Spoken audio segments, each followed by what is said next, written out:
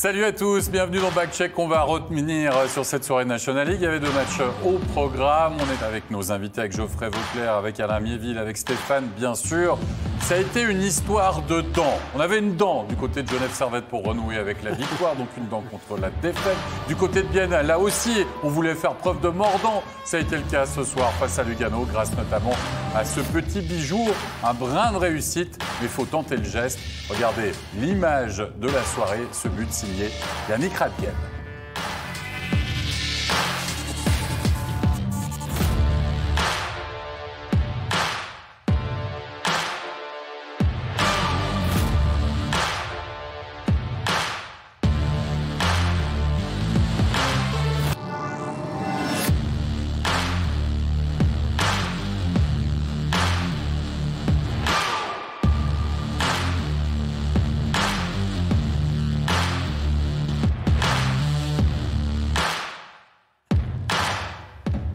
C'est pas comment, c'est combien, comme dirait un analyste du côté de MySports. C'était le cas pour ce geste de Radgeb, quand même, du Bacon. À Miéville, il a enrhumé le feu, là, il a passé une tasse de café pour continuer dans les expressions, ça. Ah, c'est un magnifique but pour un défenseur, le mouvement qu'il fait. Et puis le Bacon qu'il met, il n'y en a pas beaucoup qui peuvent le mettre comme ça. Maintenant, si on regarde l'action, pour moi, il y a d'autres choses flagrantes à la ligne bleue. Arcobello. Arcobello. Le mec en jaune là, de Lugano. Là. Si c'est un petit jeune, je pense qu'il ne joue pas pendant 1 ou 2 matchs. Hein. On est d'accord. Heureusement qu'il y a des erreurs parce que sinon il n'y aurait pas beaucoup de buts. On s'embêterait. Des buts spectaculaires comme ça. Messieurs, on va revenir évidemment tout à l'heure sur cette rencontre entre Bienne et Lugano. On va commencer, je vous l'ai dit, il y avait 2 matchs au programme parce que Langnau s'est retrouvé en quarantaine. On est habitué, on ne va pas rentrer dans les détails. En tout cas, Genève, lui, recevait Rapperswil. Et la mission du jour pour Genève Servette, c'était de se refaire une santé. Il restait sur une série de 3 défaites. Parce qu'on avait parlé de crise, pas vraiment. Le score était serré face à Lugano notamment. Il fallait réagir face à des Saint-Gallois en général accrocheurs. En effet, un petit but seulement dans cette partie marqué par un Linus Omar qui avait encore à ce moment-là, non, il avait déjà perdu ça. Donc quoi qu'il en soit, c'est but, Stéphane. Linus Omar qui profite du rebond sur ce tir de Smirnov. Ouais, c'est un long le tir était vif, qui a touché directement la jambière. Niffler ne peut rien faire pour contrôler ce rebond-là. Le tir était à courte distance. La question qu'on se pose, c'est qu'il y a une erreur à la ligne bleue pour donner le 2 contre 1. Mais Dieu sait qu'ils en ont fait des erreurs à Rapperswil ce soir défensivement. Et puis là, Egli a joué ça un peu bizarrement. Il a donné un code à son gardien qui laissait le shoot. Il a carrément laissé tout seul. Il a compromis complètement. Puis au moment du shoot, il est allé sur le shooter, donc il a laissé le passeur. Donc finalement, il a tout fait. Il n'a rien fait. Il a tout fait faux, quoi. Je veux dire, voilà. Mais bon, c'est un 2 contre 1, c'est difficile à gérer. Le rebond était vif. Est-ce qu'il aurait eu le temps de le contrôler? Mais voilà, le rebond était parfait pour la canne de Omar parce qu'à la vitesse qu'il arrivait, s'il est 10 cm à gauche ou 10 cm à droite, il ne peut pas le reprendre. Voilà, on va voir 2-3 occasions, messieurs, de la deuxième période. On va voir tout d'abord une transversale signée Egli. C'est pour vous dire qu'il y a eu 2 bons gardiens quand même dans la cage qui ont eu un peu de chance, mais une rencontre où... Comment je pourrais dire ça, Geoffrey? On ne peut pas dire que ça soit véritablement l'efficacité offensive. Voilà. Parfois, il y a des transversales, parfois, il y a un mauvais geste, ce genre de choses. Ouais, c'était pas un match de grande cuvée. Ça, c'est vrai, Alex, tu as raison. Maintenant, c'est vrai que les gardiens ont fait ce qu'ils devaient faire, que ce soit Gauthier ou Niffler du côté de Rapperswil. C'est surtout les attaquants qui ont aussi pêché, des fois, sur le dernier geste. Et c'est pour ça que quand on voit le match... On pourrait dire, mais il y a eu 5-4 dans un match comme ça. Quand on voit les actions, et là, on va finir qu'à 1-0.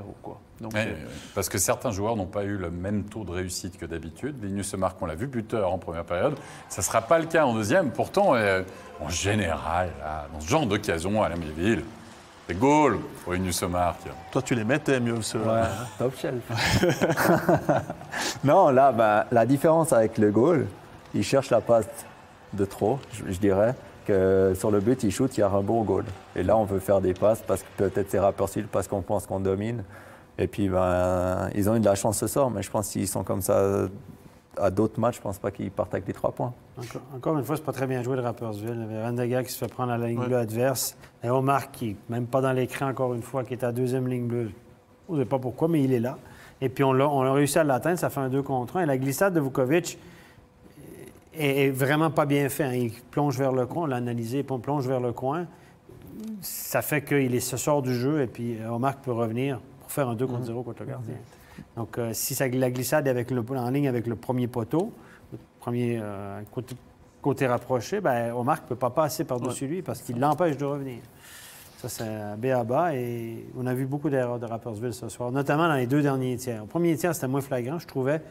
Mais dans les 2 derniers tiers, ils étaient... Mais Genève était moins bon aussi le premier tiers. C'est peut-être pour ça qu'on a moins... Rapperswil a paru un peu mieux, quoi. Ouais, c'est quand même passé pas très loin. Hein. Sur la fin, là, 5 contre 3, vous finissez là, dans une situation quand même périlleuse pour Genève Servette, qui s'impose 1-0. Le souci peut-être à la Miéville, oui, ils ont mis fin à cette série de 3 défaites, mais ils n'arrivent plus à avoir ce côté létal qu'ils avaient peut-être. C'est-à-dire que on n'arrive plus à avoir forcément des buteurs, enfin des tueurs devant le filet. Combien de tirs, Stéphane, ce soir? Plus de 40, hein? 40-30 environ, 40-31 pour Genève Servette, les tirs au but. Et de qualité. 40 shoots. Et de qualité. Hein. Un but? Ouais, 2-3 questions à se poser quand même. Ouais, je pense. Et puis après, l'année passée, c'était souvent les étrangers qui marquaient. S'ils ont un petit coup de moins bien, là, les joueurs qu'ils ont pris, Vermin, pour avoir joué avec lui, des fois, il y a tout qui rentre. Des fois, pendant quelques matchs, il a plus de peine. Moïse qu'ils ont pris, c'est pas le plus grand débuteur à Lausanne l'année passée. Après, il y a Ria. Il est peut-être pas en confiance, mais je pense que c'est clair que s'ils n'ont pas en confiance et puis ils n'arrivent pas à marquer, et puis ils font pas le petit effort peut-être pour freiner ou shooter quand il faut, ils cherchent le jeu de trop parce qu'ils pensent que parce qu'ils sont premiers, ça suffit. C'est peut-être ça qui paye. À voir ce qu'on en pense justement du côté de Genève Servette. On va écouter à la réaction d'après-match Elliot Berton. Elliot Berton, on imagine que cette victoire, elle fait du bien après les 3 défaites de suite. Ouais, c'est clair que ça a été 3 défaites quand même difficiles. On jouait pas mal, mais voilà, le résultat, ma foi, il était mauvais pour nous à chaque fois. Et on avait vraiment à cœur de revenir ici et puis d'aller chercher cette victoire pour nous remettre un peu sur le chemin de la victoire. Et c'est ce qu'on a fait, ça n'avait pas été facile. Je crois que Rapperswil ne nous a rien donné ce soir. Mais voilà, on a bien travaillé pendant 60 minutes et on mérite cette victoire, je pense, à la fin. À la fin, vous êtes un peu fait peur avec cette infériorité numérique. Vous étiez un peu nerveux, c'est ça? Bon, nerveux, non. Je pense que tout le monde essaie de se donner au maximum dans les moments comme ça, quand il reste 2-3 minutes. Et voilà, des fois, on fait des fautes, mais toute l'équipe a su se remobiliser et bloquer des shoots au bon moment et travailler pour ne pas encaisser de but à la fin. Un deuxième blanchissage cette saison, ça représente quelque chose, ça, quand même? Ouais, ça représente un bon travail de tout le monde. Gauthier qui a encore été parfait ce soir. Et voilà, toute l'équipe qui a bien travaillé devant lui. On n'a pas, je pense, laissé beaucoup de chance non plus, de grosses chances. Mais voilà, il faut quand même qu'on travaille devant le but, qu'on mette plus de trafic et qu'on arrive vraiment à marquer plus de buts. Je crois que ça va être la clé pour les prochains matchs. Merci beaucoup, Elliot Berton, et encore bravo. Merci. La même analyse, marquer plus de buts, évidemment, pour les prochains matchs. Éviter de se faire peur. Oui, Stéphane? Il faudrait qu'on commence à considérer Gauthier Desclous comme un des gros gardiens de ce championnat. Hein? Parce que là, l'année passée, il a été très bon. Avec Maillard, les gardiens ont tenu la baraque toute l'année passée. Il a une excellente moyenne. Cette année, c'est du 94 %. Il gagne ses matchs, il fait des gros arrêts. On ne l'a pas vu prendre, comme on dit au Québec, des sapins, hein, des mauvais buts. Des sapins. Un sapin, c'est quand tu Moi, je vais donner une réponse à ça, Stéphane. Tu sais quoi?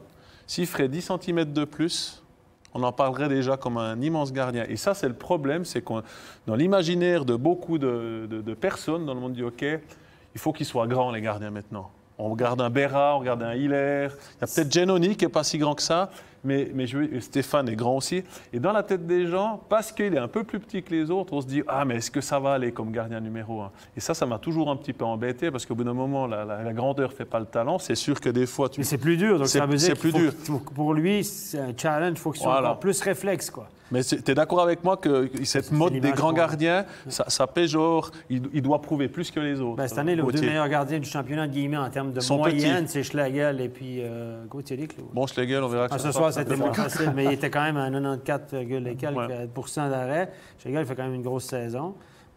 Puis c'est un poids plume, hein, Schlegel, 65 kilos, je pense. Il est épais comme une feuille de papier. Mais bon, les gardiens ne sont pas lourds en général, ils n'ont pas besoin d'être très lourds. Mais Gauthier Desclous fait une super saison. C'était un point d'interrogation au début d'année. On s'est dit, est-ce que Genève Servette est gardien? Mais il répond très bien. Il est numéro 1. Ouais. On se demandait combien de matchs il a joué. Il est numéro 1. Et puis il fait le job, le garçon. Ouais, mais je pense qu'il a un bon coach avec Seb Beaulieu. Et puis, comme tu as montré l'analyse là ce soir, s'il joue bien compact devant les shoots viennent de l'extérieur, il a le talent pour les arrêter. Ouais.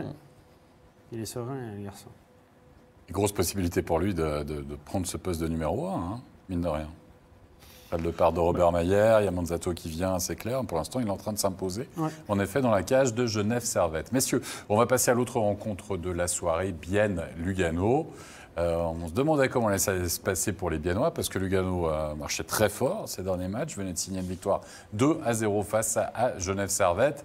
Et ça a été un match un peu foufou, beaucoup de buts dans cette rencontre. Rien que dans les 20 premières minutes de jeu, il y a eu 5 réussites dans ce match. On va les voir justement en se rendant en première période avec cette ouverture du score qui ne saurait tarder. Mais avant ça, on a un certain Noah Delémont qui, faisait son premier match en National League. En effet, jeune Noah Delémont que tu connais bien, Stéphane. Oui, je le connais bien parce que je connais bien la famille aussi. Il a le même âge que mon fils. Ils ont joué ensemble dans différentes sélections. Noah, il a joué en Amérique l'année passée du côté de Acadie Batters dans la Ligue junior majeure du Québec. Cette année, il va se jouer dans la Ligue. Il a changé d'équipe. Il a été repêché de nouveau parce qu'il a été... l'équipe ne l'a pas gardé. Donc, il a été repêché par Owen Sounds, une équipe de la Ligue junior majeure de l'Ontario, au sud de Toronto, près de la frontière américaine. Donc, il va partir. Il attend de partir. Là, on sait que la Ligue n'a pas commencé là-bas. Donc, il attend. Il a joué avec les juniors du HC Bienne depuis le début de l'année. Il a joué en Coupe de Suisse avec Bienne aussi. Bon, malheureusement, ce soir, il n'a pas mis le pied sur la glace. Il n'y a pas eu de temps de jeu. Tino Kessler aussi, qui était 13e attaquant, non plus. Mais c'est un bon jeune défenseur qui va poursuivre sa formation en Amérique, qui devrait revenir jouer ici en Ligue nationale dans les prochaines années. Merci pour tous ces détails, Stéphane. En effet, tu connais bien le garçon. Ça, je le connais très bien. Allez, messieurs, on va se replonger cette fois-ci dans ces 20 premières minutes de jeu. Je vous l'ai dit, il y a eu 5 réussites avec cette ouverture du score. C'est pourtant Lugano qui va marquer dans ce match le premier but avec un certain Romain Lefeul en bonne position. Un Marco Bello très patient. Au-dessus de l'épaule. Très bon shoot, honnêtement. Romain Karim en deuxième vague, qui sent très bien le jeu offensivement. Et puis Arcobello qui gagne du temps, qui rentre dans la zone, qui prend un peu de patience. Et puis le Shorat Gap qui commence cette fois-ci, passeur pour Julian Kohler. Julian Kohler qui marque son premier de la saison. On se demandait si c'était son premier, mais je pense qu'il avait déjà marqué l'année passée. La reprise de volée est très belle. Regardez, il met un genou sur la terre à la Crosby. Le puck est un petit peu court pour lui, mais un genou sur la terre, sur la glace pour la montée. Beau geste technique. À la Méville, c'est Fuchs qui va marquer le deuxième pour le HC Bienne. Et tromper un Schlegel là aussi. Au-dessus de l'épaule. Exactement. Ouais. C'est une erreur du défenseur et là, Fuchs il la met parfaitement en pleine lucarne. C'est bien joué. Fuchs qui, selon les rumeurs, aurait signé du côté de Lugano. Une rumeur qui n'a pas été confirmée, semble-t-il, mais... C'est facile pour savoir si c'est confirmé. Je regarde Geoffrey dans les yeux. Je lui dis, il a signé ou il n'a pas signé, Si je Geoffrey? le savais, je ne pourrais pas vous le dire. Évidemment. Fatini a égalisé 2 partout. Tu peux nous le dire pour Daniel Carr maintenant ou pas? Alors, il va à Washington. Et là, vous avez vu le but. Là, c'est ce que Bienne a fait sur l'engagement. Ils sont 3 contre 5. Et vous avez Yanis Moser qui est placé sur la bande comme défenseur. Ça ne peut pas arriver. Vous avez vu, ça me crève les yeux. On ne peut pas être 3 sur la ligne à 3 contre 5. Les 2 défenseurs doivent être devant le but ou au moins derrière le joueur de centre. Grosse erreur tactique de Bienne. Et puis là, à Mieville, Schlegel, un petit peu responsable quand même. En tout cas, il relâche ce puck un peu bizarrement. Exactement, c'est ce qu'on a dit pendant le match. Là, c'est une faute du gardien. Pourtant, il fait une bonne saison, mais là, c'est un but de sapin, comme tu dis. Un sapin. Un sapin. Et 3-2 après 20 minutes de jeu, ça, nous on adore, les spectateurs adorent ça, mais ça c'est la question un peu récurrente, les coachs ils n'aiment pas en général quand même. Là non, ils n'aiment pas, parce que sur tous ces goals, il y a chaque fois une erreur de placement ou une perte d'homme, c'est-à-dire que tu as un contre un, puis tu suis plutôt le puck qui passe là, puis tu laisses ton homme passer dans ton dos. Là, il y en a énormément des erreurs comme ça. C'est étonnant quand on voit la saison de Lugano, défensivement, qui était une des meilleures équipes du championnat. Après, des fois, ça fait pas de mal de recevoir un petit peu une petite gifle comme ça pour te remettre un petit peu remettre l'église au milieu du village, on va dire. Une petite piqûre de rappel. Une petite piqûre de rappel, voilà. C'est ça. On replonge dans ce match en deuxième période, messieurs, parce que les buts vont continuer d'arriver. Puis là, on va même aller voir la vidéo pour la troisième réussite luganaise, celle de Wellinger avec ce tir. C'est Souris, je pense, qui a fait dévier. Ouais. Là, on est allé voir parce que la crosse était peut-être un peu haute. Ouais, on le rappelle, hein, pour un but, c'est la barre transversale. Est-ce que le point de contact du puck avec la canne doit être en dessous de la barre transversale? Très difficile à juger. Il la touche vraiment? Pour moi, c'est Lindbaum qui l'a C'est Lindbaum Ouais, qui je la pense, touche. du bras. Ouais. Alors, si c'est un joueur de l'équipe à la défense, même si la crosse est plus haut que la barre, c'est goal. Hein, C'est goal, ouais. évidemment. Et là, le but qui va faire mal au HC Lugano, c'est la réussite de Damien Brunner. Regardez à cette 27 petites secondes. Ça, à Lambiéville, ça, c'est les buts importants, souvent en fin de période. Ça, c'est sûr. Puis, comme on dit, il va là où ça fait mal, entre guillemets, mais le défenseur de Lugano, il joue vraiment pas bien quand on sait que c'est Brunner qui arrive, il reste 30 secondes avant la fin. On doit d'abord contrôler la canne avant le reste. Damien Brunner, toujours avec sa visière. Après, Laissé aux dents. Ouais, c'est une histoire de dents, ce soir. Ah ouais, Encore et toujours. On parle de ça parce que Linus Omar qui a perdu une dent, puis pendant toute la soirée, on s'est demandé s'il avait vraiment perdu une dent, s'il avait déjà perdu avant ou pas, etc. etc. Bah, s'il avait perdu sa fausse dent, Linus Omar. Damien Brunner, on l'a quitté 4-3 pour Bienne. On va retourner en deuxième période avec le but de la soirée, cette réussite signée Radgeb et Alain, qui nous a dit qu'il y avait impassablement d'erreurs aussi sur ce début de cette action. Exactement. Après, je ne sais pas si on va voir l'action là, maintenant. On va voir Cobello, il s'enlève un petit peu, il veut jouer avec le bout de la canne. Après, Radgeb, il peut passer. Le Feul, il joue pas. Il fait pas un bon jeu défensif, mais par contre, après, la finition, elle est belle. Elle est belle avec Romain Le Feul. Il y a des soirs comme ça, que ça va. Hein, le puck dévie, puis monte dans la lucarne. Mais René Radgeb a été transcendant. Lui, ça doit lui faire du bien, je pense, parce qu'il a un début de saison quand même assez compliqué, Radgeb. Le 6-3 signé offert qui va de son petit but, un petit assist pour Moser sur le powerplay. Et bien Stéphane qui retrouve son powerplay. Bien qui retrouve ça. Ben, écoutez, c'était pas si mal quand même. Le powerplay, c'était quand même à 25 hein. L'année passée, c'était du 27 Les unités spéciales à Bienne, c'était pas ça le problème. Le problème, c'est que c'était la deuxième pire équipe de la Ligue à 5 contre 5. Ouais. Donc, les unités spéciales, heureusement qu'ils sont là. À 4 contre 5, la réduction du score signé Butker, un but qui va tomber un peu tard. Du côté de Bienne, c'est l'éternelle question, messieurs. Allez, Geoffrey, on a gagné 6-4. On en a mis 6 à Lugano. Meilleure défense du pays. On trouve son powerplay, on le marque, etc. etc. C'est très positif. On peut construire sur ce genre de succès. Généralement, pour repartir du bon pied quand tu as une période comme Bienne a eu, tu as besoin un petit peu d'un match référence. Alors, c'était peut-être ce match-là. Quoi, tu es en train de nous dire que la victoire contre Langnau, Je fais des était pas un match t-shirts, si référence? jamais je vais les faire, des t-shirts Langnau, je vais les vendre bientôt. Je vais faire un site internet parce que je vois que ça fait fureur ce mot. Tu n'as pas aimé la victoire contre Langnau? Mais honnêtement, j'ai regardé le premier tiers, c'était pas terrible. Après, il y a eu ces fameux changements de gardien suite à un problème d'équipement de Langnau qui a permis à Bienne de marquer le premier goal. J'ai trouvé que c'était bien mieux ce soir. Et je pense que quand on est Bienne, on est prêt à prendre tout ce qu'on peut. Radgeb s'est refait la cerise parce que c'était quand même très compliqué.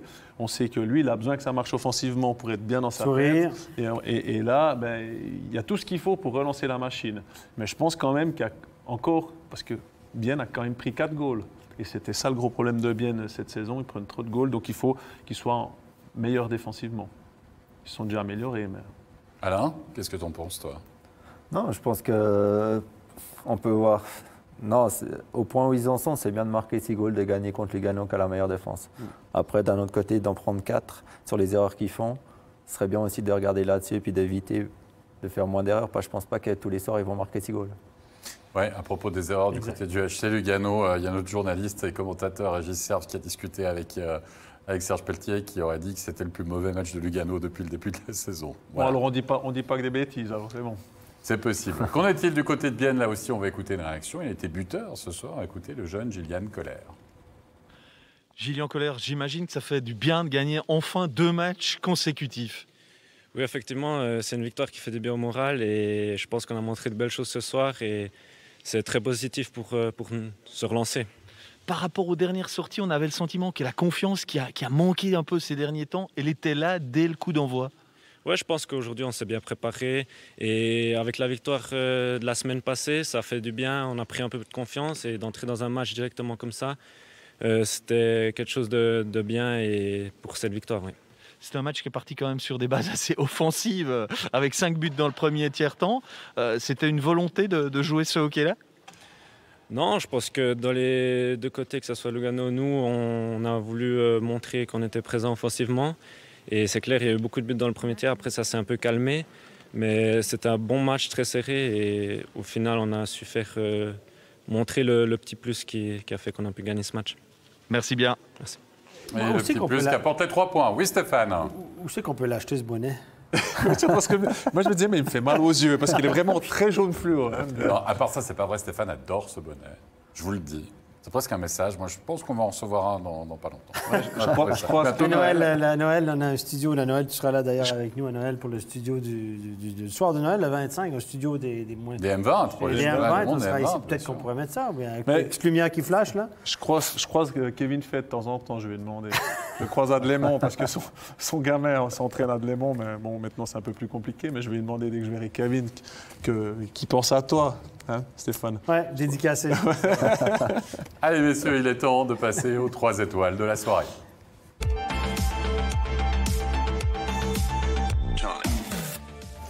Allez, on va commencer avec la 3e étoile de la soirée. Et c'est quelqu'un qu'on connaît bien, il est habitué, Stéphane, à ses étoiles, c'est Linus Marc. N'empêche, il a marqué le game winning goal ce soir et il a encore ajouté son nom au tableau des pointeurs. Ben, il trouve toujours le moyen de faire un point, de s'inscrire au pointage. C'est une fine gâchette offensive. Il est spectaculaire, il est opportuniste. On l'a engagé pour ses qualités offensives, c'est ce qu'il nous donne. Même s'il a perdu une dent ce soir, on a quand même noté sa performance. Non, mais normalement, on va pouvoir la revisser. Si c'est un pivot, il n'y a pas Un trop de pivot, soucis. c'est voilà.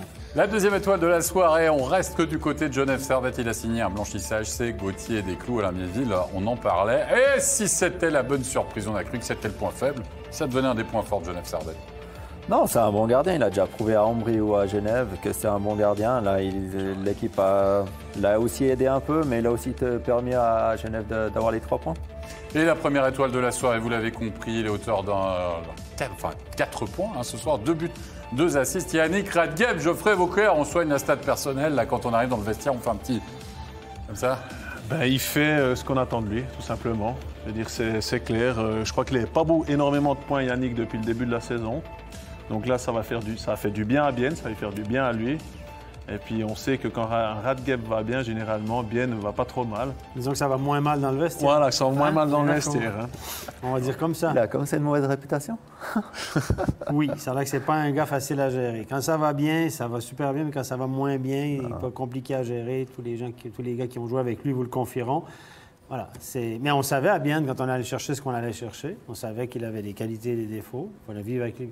Mais ce soir, on a vu ses qualités. Mais pour un défenseur, les gars, 2 buts, 2 passes, là, Non, c'est on n'a pas vu ça souvent. Là. Un défenseur qui C'est fait sûr. 4 points dans un match, 2 buts, 2 assists.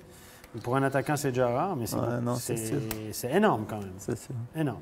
Belle statistique, en effet, première étoile méritée donc pour Yannick Radgeb. Il est temps de récapituler les résultats de cette soirée. Il y avait 2 matchs au programme. La victoire donc de Bienne contre Lugano sur le score de 6-4.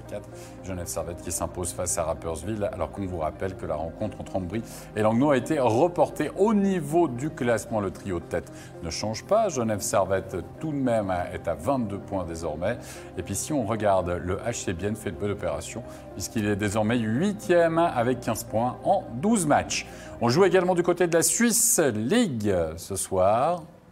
Les résultats, les voici, les voilà. La victoire de Viège, elle va faire du bien, hein, celle-là, face à Ticino Rocket. Ajoie s'impose 6-2 du côté de Zouk face à Zouk Academy. La victoire de Cloton 6-3 face à Winterthur sur les scores de tennis. Dit-on 3-2 pour les Getseka Lions face à Harleton après la séance de tir au but. Sierre qui s'impose face à la Chaux-de-Fonds 6-3. Et Langenthal après prolongation qui vient à bout de Turgovie. Le classement, le voici, le voilà. Turgovie toujours en tête avec 17 matchs disputés quand même. 8 matchs de plus qu'Ajoie que l'on retrouve à la 5e place. Sierre est 4e. Et puis du côté de la Chaux-de-Fonds, on est désormais 8e avec 17 points en 13 matchs. Voilà, vous savez tout. On va remercier nos invités de la soirée. Merci Geoffrey Vauclair. Merci à vous. Bonne rentrée dans le Jura natal. Merci. Alain Miéville, bonne rentrée du côté du brouillard yverdonois pour la suite. Ça se passe bien avec Yverdon? Non, mais le championnat est arrêté. Là. Il y a combien de matchs qui ont été disputés? Alors, les équipes qui ont joué le plus de matchs, elles en ont 9. Mais nous, vu qu'on a été 2 fois en quarantaine, on n'en a fait que 4. Ça, c'est la joie de la quarantaine. Comme quoi, ça touche évidemment toutes les équipes et toutes les ligues. Stéphane, on va se retrouver demain. Bien sûr, même heure, même poste. Ouais, 19h25 pour un petit Fribourg-Lausanne. Pas mal du tout. La revanche. La revanche. Ouh là là là là. Faudrait être à l'heure. À la maison devant leurs partisans. 19h25, on vous donne rendez-vous. Le temps de remercier encore toute l'équipe technique pour l'excellente réalisation de cette émission. Rendez-vous demain. Portez-vous bien. Bonne soirée. Bye bye.